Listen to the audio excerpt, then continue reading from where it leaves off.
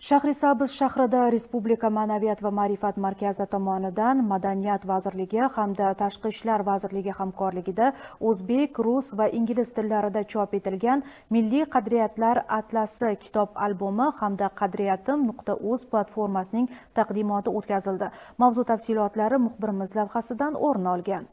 Aytish joizki, ushbu loyiha milliy qadriyatlarimizni o'rganish va targ'ib qilishda o'ziga xos voqea bo'ldi. Taqdimotda ziyolilar, yoshlar, harbiylar va keng jamoatchilik vakillari ishtirok etdi.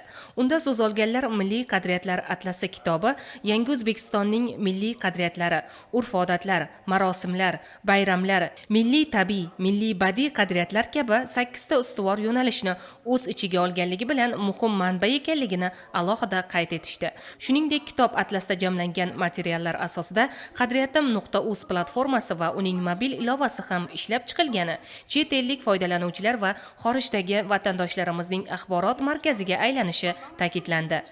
Har bir millatning ma'naviy qiyofasi uning qadriyatlari timsolida aks etadi.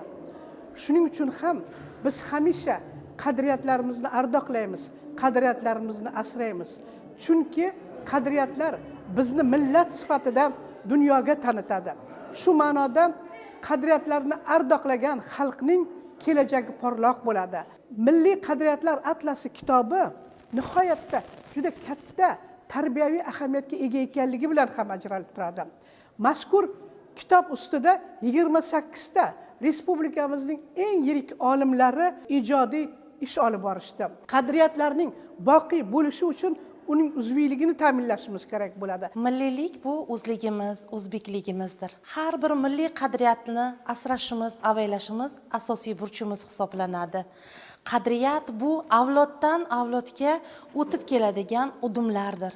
Ana shu milliy qadriyatlarimiz, milliy urf-odatlarimiz, milliy an'analarimizni asrasak, biz jamiyatni, o'zbekligimizni yanada uzoq vaqt yashatgan bo'lamiz. Milliy qadriyatlar atlasi kitobi taqdimoti hamda qadriyatim.uz platformasini namoyishi bo'lyapti. Ana bu kitoblarning taqdimoti yoshlarimizga yanada milliyligimizni tanitish, uni qadrlash uchun asosiy vazifani o'taydi. Shuningdek, tadbir davomida milliy hunarmandchilik ko'rgazmalari ham tashkil etildi. Yoshlar tomonidan ijro etilgan go'zal kuy-qo'shiqlar esa yig'ilganlarga ko'tarinki kayfiyat bag'ishladi.